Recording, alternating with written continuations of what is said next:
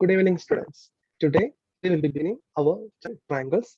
And regarding this chapter, as we have discussed our syllabus, this unit, I mean, chapter 4, lines and angles, and then chapter 5, triangles, and then there is one more chapter dealing with Heron's formula, and all these chapters together constitute our unit geometry, and this unit have 13 marks questions. Okay, so these are very important chapters, especially this chapter, because in this chapter regarding the triangles you will learn many important results which is more useful to you in the higher classes also. So keep that importance to this chapter. So let us begin.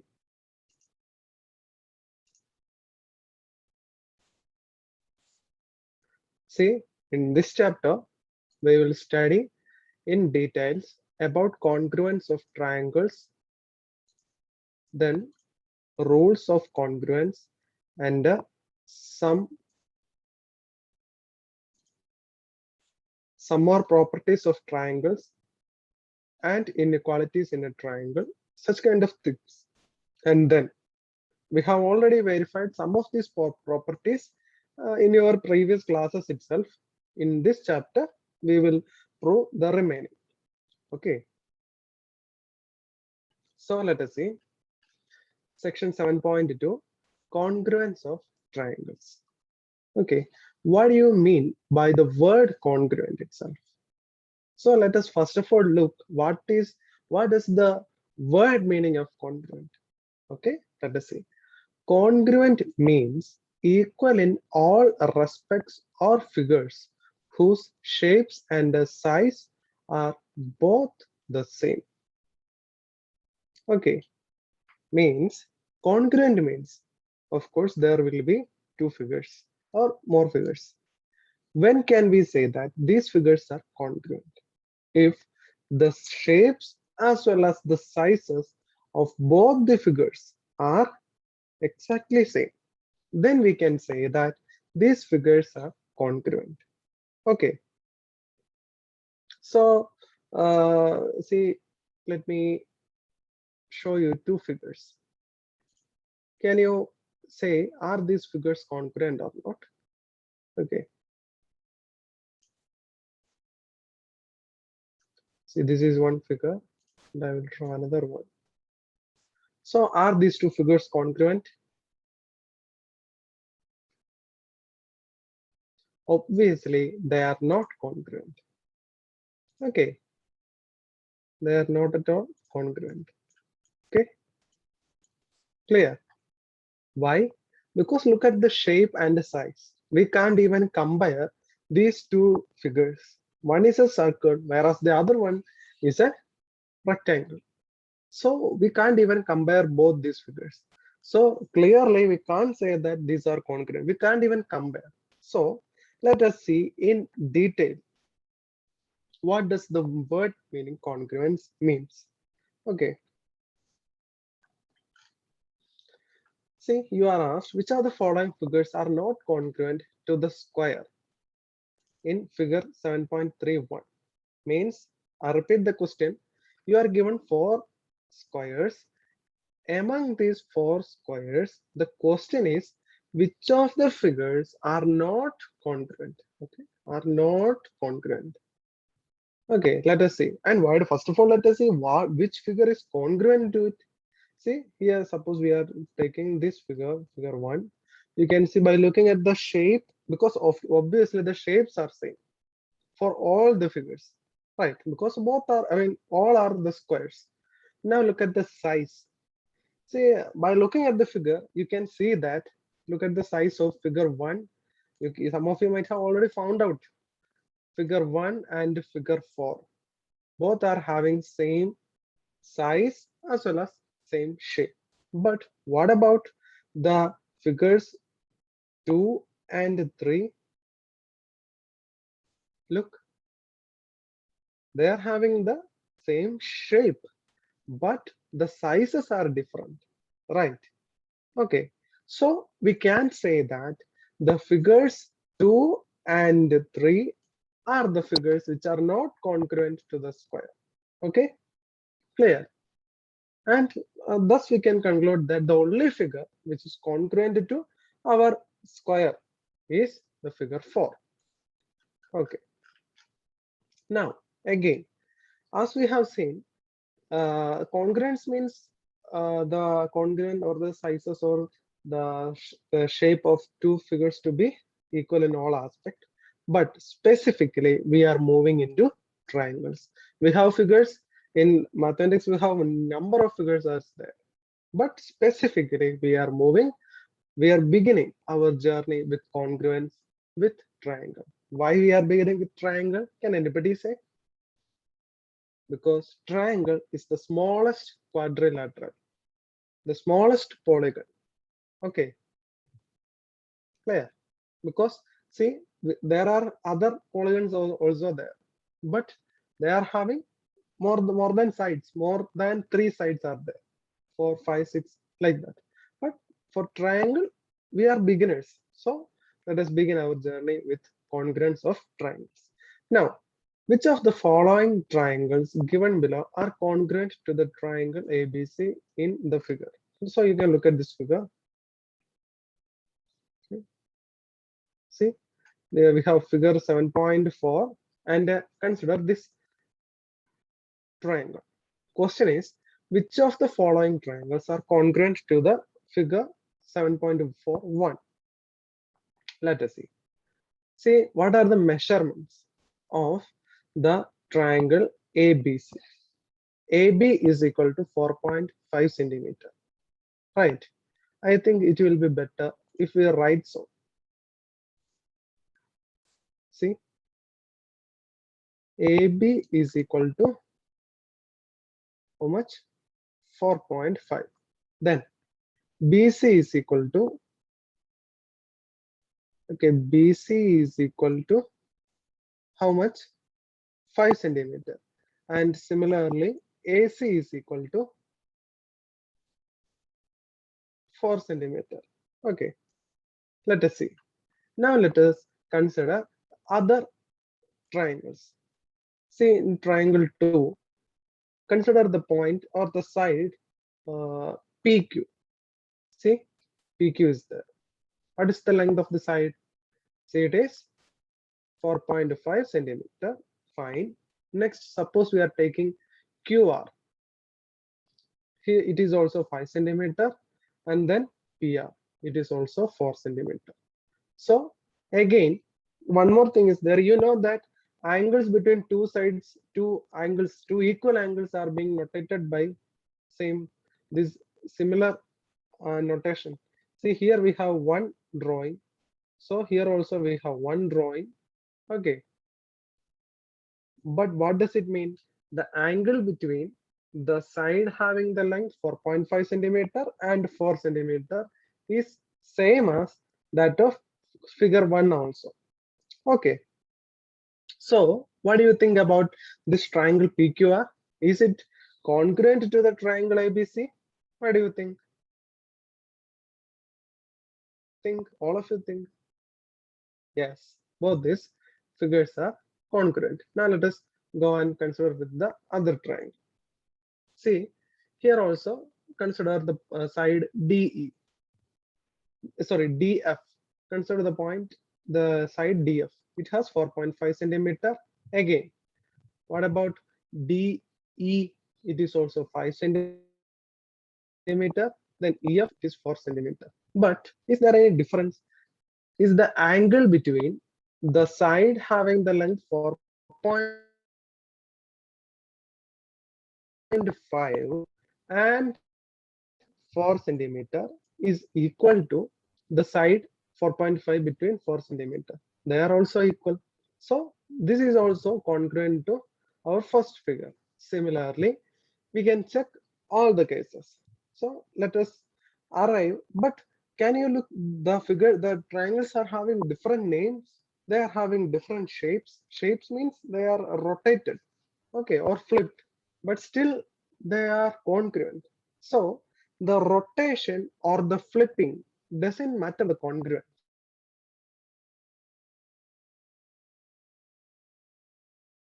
Okay, different figures. It may look different, but actually it would be same. Okay, because it might be flipped as well as rotated, and you might think, so this is not congruent. Obviously, this is not, but actually it would be congruent. So keep this point in your mind. Okay, now if nothing,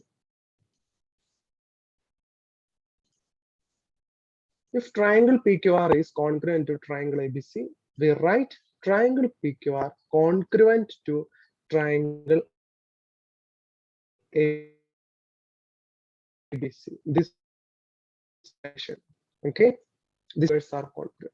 Okay, now consider when triangle PQR is congruent to triangle ABC, that is these two triangles, then the sides of triangle PQR fall on corresponding equal sides of triangle ABC, and so is the case of angles.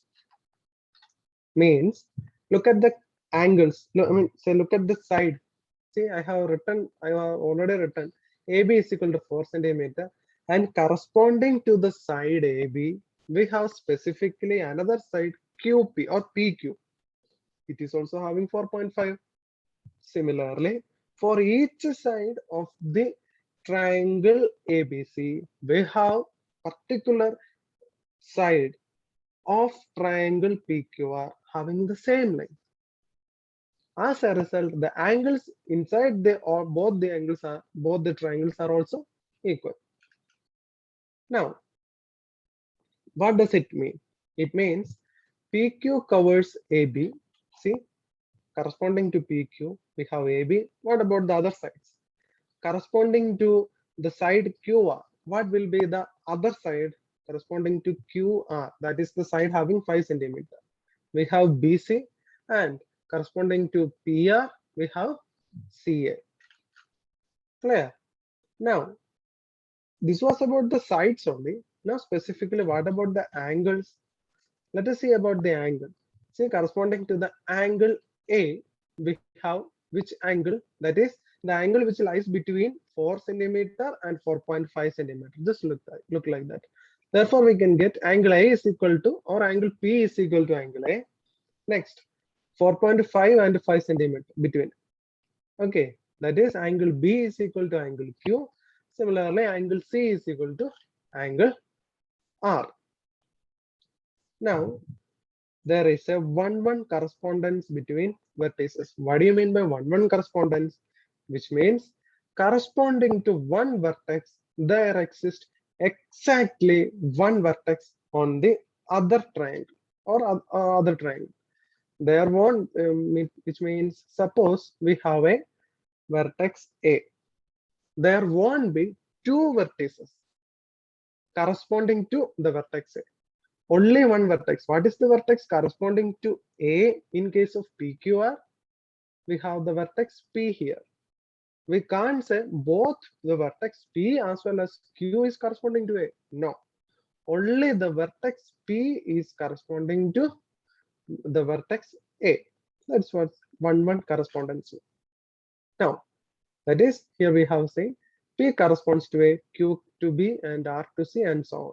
So we are writing it as the notation. Get familiar with this notation. Okay. P corresponds to A, and Q corresponds to B, and R corresponds to C. Now, in congruent triangles, corresponding parts are equal, and we write in short. See, CPCT, corresponding parts of congruent triangle. This is the short form, because when we move further, we have many times to write this term. So it will be lengthy to write each and every time corresponding parts of congruent triangles. Not to avoid that, just write CPCT. Okay. So now, criteria for congruence of triangles. When can we say that these two triangles or any two triangles are congruent? Specifically, we need a criteria. We can't say that just by looking at the of course the shape would be similar, but just by looking at the size we can't say that these two triangles are congruent. We need solid proof. Okay, So let us see how we can say that these two or any two triangles are congruent. Let us see the criteria. First of all, we can draw the two triangles with one side 3 centimeter. See, here we have the side AC is 3 centimeter. That is in case of triangle ABC. Now in case of triangle DEF, side EF is equal to 3 centimeter. Okay, only that two sides are equal. So that was our information. Don't draw two triangles with one side. We are not mentioning anything about the remaining two sides. So our question is, are these two triangles congruent? What do you think? See, of course, their shapes look similar. Both are triangles. What about the size? Are they similar? What do you think? Obviously, they are not congruent. Okay, because we can see that in case of triangle DEF, it is an equilateral triangle. Because we have this notation here, it means all the sides are having 3 centimeters. Whereas you look at the side AB, it is having only the length 1.8 centimeters. So we can't say that these are congruent. So now let us check another condition. Now draw two triangles with one side 4 centimeter and one angle 50 degree. Let us check whether they are congruent. Actually, why are we doing so? Because we are checking the criteria for the congruence of triangles. That's our aim. In order to do that, we are checking so. Okay. So we have constructed two triangles with one side. See, corresponding to the side BC, we have what? QR is there. Both are having 4 centimeter. Now the angle corresponding to them is both are 50 degree. But again, they look, the shape is okay. But what about the size? See, what do you think? They are also not congruent. Okay, because what about the length PR and what about the length AC? Obviously, you can see that the length PR would be greater than the length of the side AC. Okay, so again we can say that these two triangles are not congruent, which means equality of one pair of sides or one pair of sides and one pair of angles is not sufficient for the congruent or for triangles to be congruent, which means we have to add some more to make these two triangles congruent. Let us see how we can make any two triangles congruent. What would happen if the other pair of arms of the equal angles are also equal? Let us check. Okay, consider figure 7.7. Look here, we can see that BC is equal to QR. You are given, it is given that both are having 4 centimeters. So BC is equal to QR. Now, angle B is equal to angle Q. This was till we have reached. Now we are adding one more condition. Also, AB is equal to PQ. See, AB is equal to PQ. Both they are also same. Now look at the shape of the figure or size of the figure. Now, what do you see? They are having kind of same size as well, right?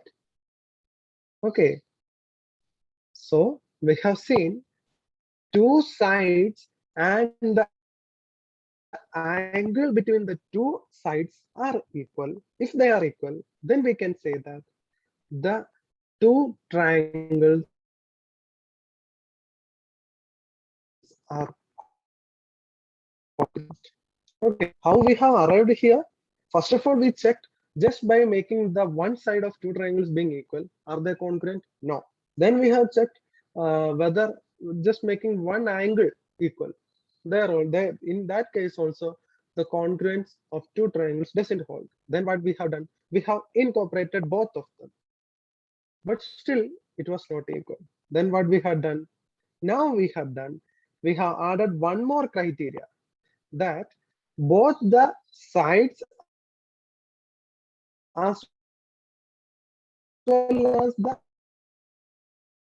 angle between both these equal sides are equal, then we can say that the two triangles are congruent. Okay, so look at the one more thing. Look at the conditions. See, here we have a side, so I'm notating the side as S. Now, what we have here? Then we are dealing with angle. Okay, so the first letter is A. Now again we are dealing with side. So I can write these two triangles ABC and PQR are congruent by SAS criteria of congruence. Okay, and do you know how the name has emerged? See, side. So we have taken one side. Now then angle. Now again side. Okay,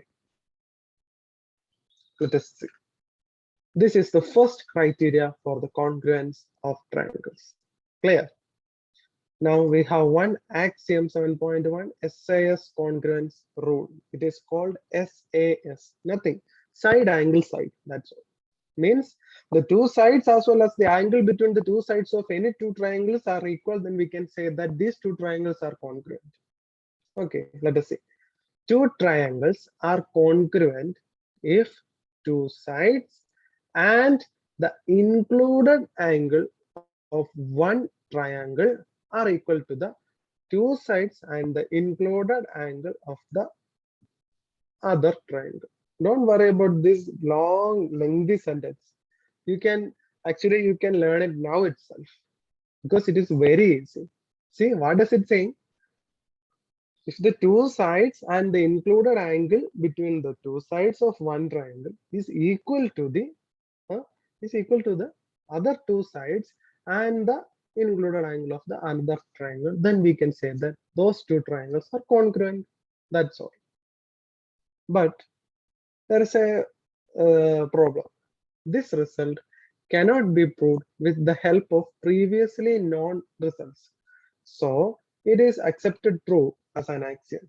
As we have seen in our last class, last chapter, see, axiom means in mathematics, axiom means accepted truth. Means we can't prove that, but it is true. And upon these axioms, we are proceeding further. Okay.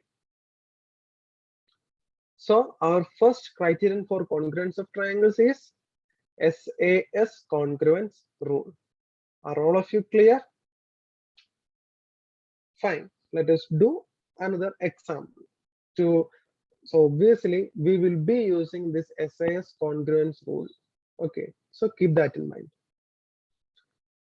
Example 1 in figure 7.8. Where's that figure? Okay. In figure 7.8, OA is equal to OB and OD is equal to OC. You are given that the side OA, what is the side OA? This side is equal to OB. Okay. Then OD is equal to OC. OD is equal to OC. What we want to prove? We want to prove first of all, so there are two cases. First of all, we want to prove triangle AOD. Triangle AOD is congruent to triangle BOC. Okay. So by looking at the figure, it is our thinking capability will help us to think and how to prove these two triangles are congruent. Obviously, we want two sides as well as one angle should be equal. Okay, and not any just angle, the angle between those two equal sides.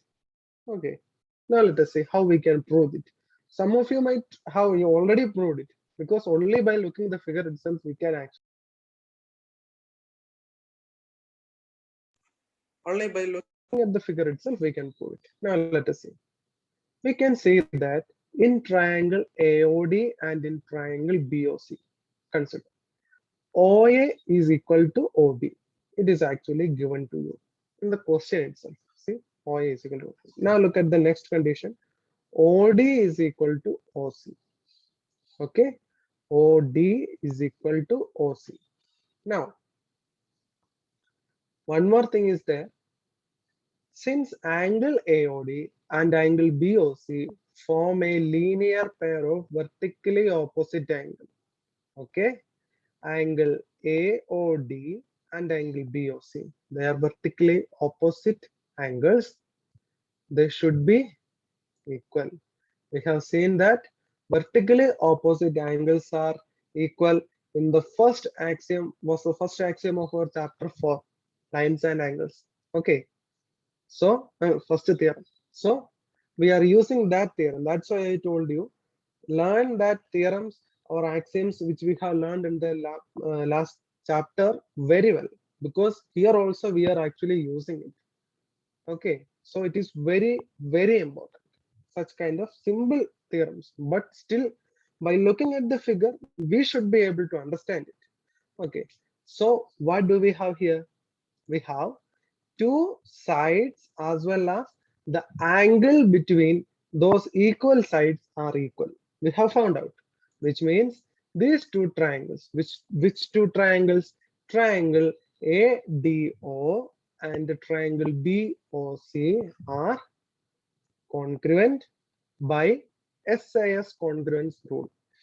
And because you should specifically write, okay, in the side of this congruence, because in when we move further we will learn more criterions.